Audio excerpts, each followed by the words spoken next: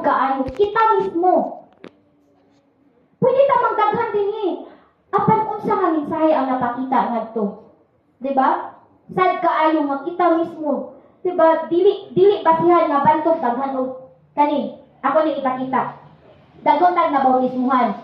O lipay ta kaayo ana. Daghan tag ginadala pero mabatian ko ni. Okay ra ko mo ka-outlet yun. Wala man nakita si Elder William pag pinirmi ang magamit nga nan. Tinuod yun na. Nabatian ko na. Okay ra ko ka-outlet yun. Okay ra mo lapas o adlaw ipapahulay. Okay ra mo duwa ko basketball o lapas na o kabalo. Katugani siya, mas dako pagsala kay sa ako Tinuod ni mga kaigsunan. Nagyapoy uban sa ato, patay gyapon tag bisyo. Ato man ang ginabuhat.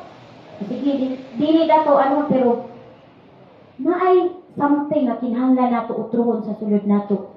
Sulod gyapon ta og mga pamado nga dili uyon sa Ginoo. O katapusan, mas mahigugma sa kalingawan sa kalibutan kaysa bulhaton sa Ginoo. Mga kaigsunan sa dihang magbutang og tent, sila karitsin kadto sa sila na kinapirmin. Mga batanon, labinas mga batanon. Magbutang og tent o magtanggal og tent si Bani kaya Regine Ide. Jiri. Asamanta. Ganahan magitag kalingawan nga kalibutan. I-check nato akong kaugalingon. Asa akong gugma nga dako. What if sa mga bulaton sa kalibutan? Ganahan lang namutabang. Early man ta kaayo. May problema mga kaigsuunan. Himuon nato nga mapagsakit ni siya tinuod sakit ako igo pug ko ani tagsa mas ganahan ko lingaw nga kalibutan apan pagdiha sa Ginoo nay problema sa ato mga kaigsuunan.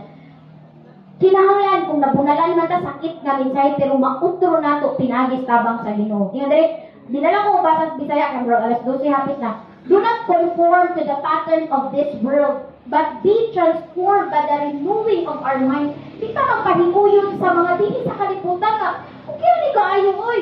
Pag-uhon nato ang nasa atong una-una, dili pa late sa matag-usan nato. Utrohon ako kasi akong hilig. Utrohon ako Ginoo akong i-dedicate ako kaugalingon sa pagtabang sa buhat kanimo. Ingon dire. Napa. The society of unbelievers will do us no harm if we mingle with them for the purpose of connecting them to God and are strong enough spiritually to withstand the influence. Natulis mga batanon. Alam sa atong tanan isang dagkoon. Okay jud kaayo natay mga amigo nga mga dili isig ka magtotoo nato. Apan ang pangutanan, nadala ba nabira ba nato siya alang sa Ginoo, kauban sa Ginoo, or kita ang nabira diha sa ilahan. Mga batanon, himua nga ang atoa isip usa ka Kristohanon mapakita nato nga unsa gud ang tinuod nga Kristohanon. Mag-friends ta, pero ato kung lisod mo ni ka lisod no, kung natay mga dili isig ka magtotoo ka amigo nato, utro man pud ta. Dili mo na matakdan ang problema kita gid mismo.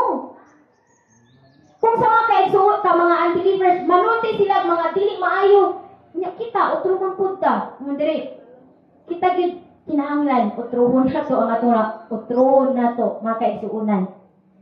Dapat sakit kaayo. You can leave God without leaving the church. Pwede ang atong ngalan na padre sa iglesia. Pwede tagasig ka Sabbath school, divine service, AY program. Pero ang atong espirituhanon, wala na. Pa-front na lang. You can leave God without leaving the church. Usa nga naman kadto bitaw no. Kaya kung nauna na ito nga nata sa iglesia, natasimbahan, okay ra kaayo. Pero tingag nakalimot ta, layo na dahi tanibiya na tabihan sa Ginoo. Tani, sayo ka sa trabaho, pero pag dirita sa eskwela, sa simbahan, okay ra man late. Ganahan ka manood TV o sa YouTube, tamo lang, umutang tayo. Pero wala tayo magbasa Biblia, igo ko ani. Ay mo kano, igo ko ani. Ganahan ka manood ng mga palabas na di maayo, pero pag ang Ginoo na gani, scroll, pass. Tinuod no. Tinuod siya na.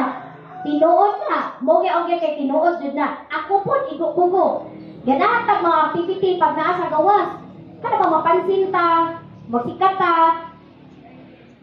Pero pag Ginoong activity, labi na gamay ra og attendee. Di ganahan. Kay ganahan nga mapansin yun, sikat yun. Ganahan tag chismis, taas tag time si chismis. Pero pag wala na kay prayer meeting, kadugay po lang na ko sa kasibalas, tagdugaya po noy. Nagay mag-wali diri, as tagdugaya po na niya wali, balik-balik na naman na. Ganatas, mga pinaduan, or lifestyle sa gawas. Pero pag lifestyle nga pang Ginoo, di ka ganahan. Ganatang mga sermon nga malingaw ta. Pero pag sermon nga way angay, di kaya mo man niya, ay, dugay mo man Sister Lordy, uy, tira mo na gano'n. Mga kaisunan, damo pa, kita ang maka-evaluate ana sa atong kinabuhi. Kana akong gibutang, no? Ako na, di ko na akong kaugalingon. Kung maigupon mo din, maayo, pero ako agi na, di ko na akong kaugalingon. Kaya there are things that we cannot change. When lisod ka ayo, oo. Pero, let us ask God to help us accept them. Dawato na to, nga kinahanglan nga, there are many more that we can change with this help. Kaya ragod na, mga batanon, kanatong tanan, kaya ragod na nga atong panuron, mas maayo ang mga wali, mga kanta, ipag-share na to about sa Ginoo. Lisod na, isip kita. Lisod, Jud. Isa akong lisod. Pero, pinaagi sa tabang sa Ginoo, kaya ra din na siya. 2 Timothy, hapit na tamawan. 2 Timothy 2 verse 15. Din lang ko dira. Do your best. Buhata ang pinaka-the best yun nga ma-win ato ang full approval in God's sight. Sa itong pag-inabuhi ba makita, dili lang ang ato ang gusto nga damo tag likes or damo ang ganahan sa atoa.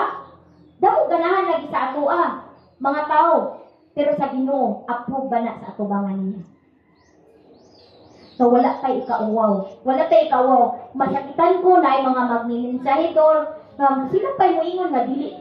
Gi-message, gi-mensahe, sakto. Apat ang tigkinabuhi, layo ra kaayo. Ato nang hinumduman nga, buhato na to ang best. Aron diha sa mata or diha sa atubangan sa Ginoo, approve ka diha sa iyang atubangan. Makatapusan, napitan eh. Your choice, your destiny. Di pamubos, bahala mo. Pero ako ni present sa matag usa. Unsay akong pagpili karon? Mo atong padulngan. Sama sa kantang ibalina, kung ganahan ka mo atong langit, kita ang mo pili ana. Pero ganahan kita narita sa kalibutan, your choice, your destiny.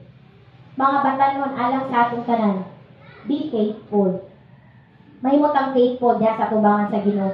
May nakakita man o wala, na may naka-recognize or na ay nahibalo o wala, be faithful sa kanang butang.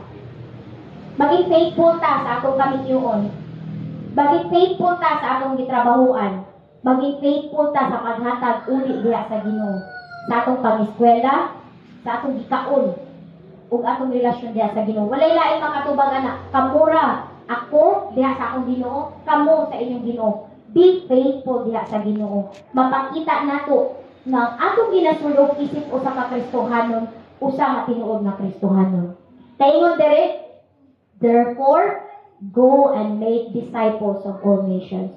Dili ta makalakaw ngadto sa kalibutan kung kita mismo dili gusto nga mo di ta gusto nga mautro ang angay natong buhaton. Baptizing them in the name of the Father and the Son and of the Holy Spirit and teaching them to obey. Hinaot kita ang mutudlo.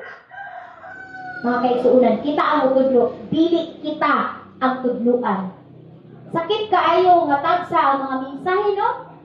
Mubak to you lang gihapon. Mga kaigsuunan. Sa katapusan nga verse.